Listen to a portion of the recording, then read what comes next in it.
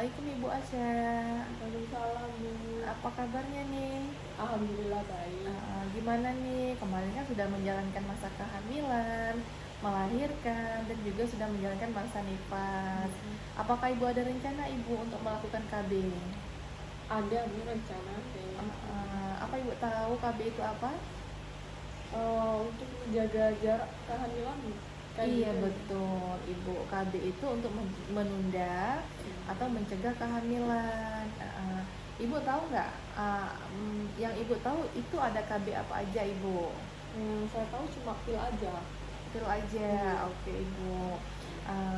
Banyak jenis-jenis macam-macam KB Ibu, ada KB pil. Nah, KB pil ini itu namanya kombinasi pil KB kombinasi progestin dan estrogen. Nah, di dalam kandungan pil KB ini terdapat hormon progestin dan estrogen. Alat kontrasepsi yang satu ini dapat membantu menahan agar indung telur atau ovarium tidak memproduksi sel telur. Nah, pil KB ini juga menyebabkan adanya perubahan ibu pada lendir serviks ataupun leher rahim serta endometrium agar sperma tidak bisa bertemu dengan sel telur. Nah, pil KB ini juga ibu harus diminum setiap hari untuk mencegah pelepasan sel telur atau ovulasinya. Nah, ada juga ibu namanya itu KB suntik dianya ibu. Nah, KB suntik ini ada dua jenis KB suntik ibu, ada KB suntik 1 bulan dan ada juga KB suntik 3 bulan ibu. Nah, KB suntik ini adalah alat kontrasepsi yang diberikan dengan cara menyuntikkan hormon progestin ke dalam aliran darah. Nah, apabila digunakan dengan benar, jenis KB ini termasuk paling efektif mencegah kehamilan pada masa subur hingga mencapai 99%. Nah, dengan ini ibu bisa dapat membantu ibu untuk merencanakan kehamilan dengan tepat. Nah, jenis KB ini juga tentu lebih praktis ibu dibandingkan dengan meminum pil KB tadi, karena tidak perlu khawatir lagi ibu jika ibu kelupaan minum pil KB. Jadi kalau misalnya ibu minum pil KB itu tidak bisa ibu minum misalnya hari ini minum besoknya enggak, hari ini minum besoknya enggak, itu tidak bisa. Misalnya ibu minumnya dari jam 7 pagi, itu harus setiap hari jam 7 pagi terus, itu enggak boleh ibu. Jadi kalau misalnya minum pil KB itu harus tepat waktunya. Nah, ada juga ibu namanya alat kontrasepsi IUD ibu. Nah, IUD ini adalah alat kontrasepsi yang memiliki bentuk seperti huruf T dianya. Nah, ini akan dipasang di dalam rahim ibu. Tentunya ibu tidak usah khawatir karena itu nanti di dalam rahimnya itu kita memasangkan alat seperti huruf T. Nah, ada dua jenis alat kontrasepsi IUD yang bisa ibu pilih, misalnya IUD tembaga non hormonal dan IUD hormonal.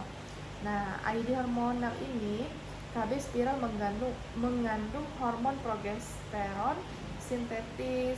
Hormon ini dapat membantu dinding rahim menebal sehingga mencegah terjadinya pembuahan, sama seperti jenis KB hormonal lainnya.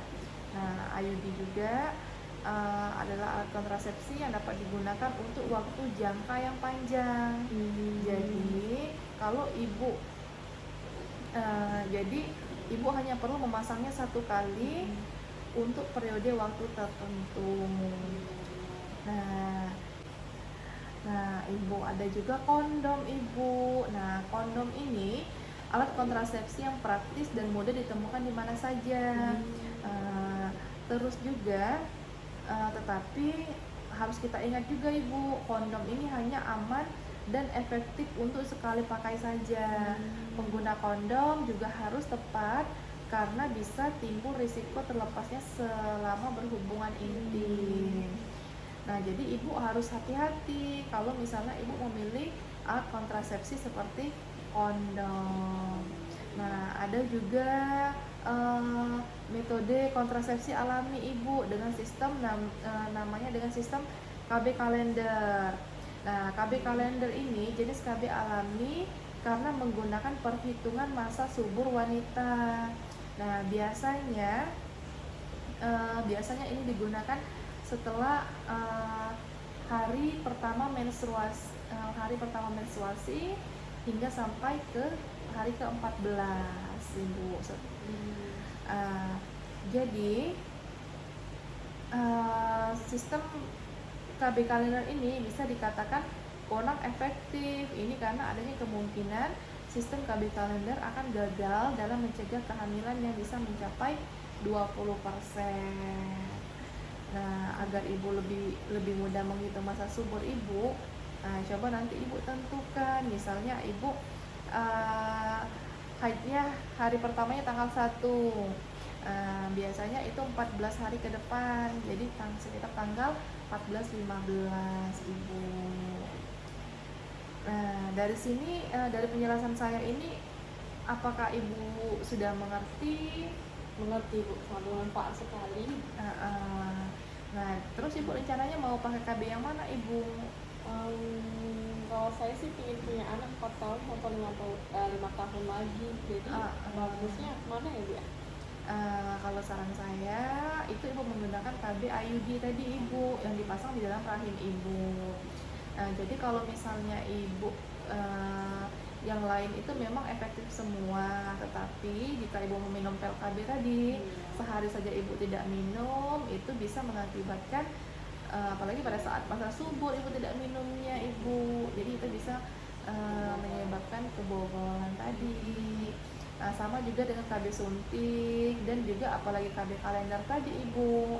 Jadi saran saya, kalau ibu ingin mempunyai anak kembali dalam jangka waktu yang panjang, itu menggunakan KB IUD tadi. Jika ibu mau melepasnya, misalnya ibu berubah pikiran nih, misalnya pengen 3 tahun, pas 3 tahun, oh anak saya udah gede, pengen punya anak lagi, itu bisa dilepas ibu, dan akan kembali seperti semula lagi masa suburnya ibu. Gimana ibu? Dan nanti saya diskusikan sama suami. Baik ibu, Iya, semoga bermanfaat ya. Makasih ya ibu. Makasih, Bu. Iya, sama-sama.